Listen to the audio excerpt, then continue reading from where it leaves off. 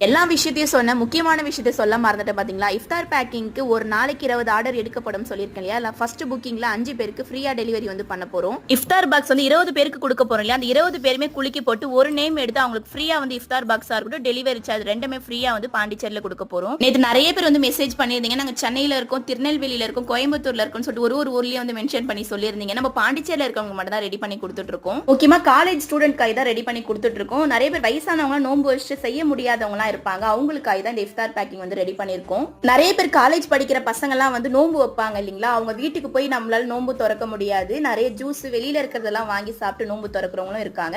நானுமே அந்த மாதிரிலாம் நோன்பு திறந்திருக்கேன். அவங்களுக்காக தான் இந்த பேக்கிங்ல நம்ம ரெடி பண்ணிருக்கோம். இஃப்தார் பேக்கிங் நிறைய ஆஃபர் இருக்கு. நம்ம ரெகுலரா யார் இஃப்தார் பேக்கிங் வாங்குறாங்க அவங்களுக்கு ரம்ஜான் அன்னைக்கு வந்து பிரியாணி பிளஸ் 1 கிலோ கேக் வந்து ஃப்ரீயா வந்து கொடுக்க போறோம். இஃப்தார் பாக்ஸ்ல நோன்பு கஞ்சி, ஜூஸ், வடை, வட்லாப்பம் இல்ல கடல் பாசி ஏதாச்சும் ஒரு ஸ்வீட் வந்துடும். நம்மளோட முட்டை மிட்டாய் வந்துடும். ஃப்ரூட்ஸ்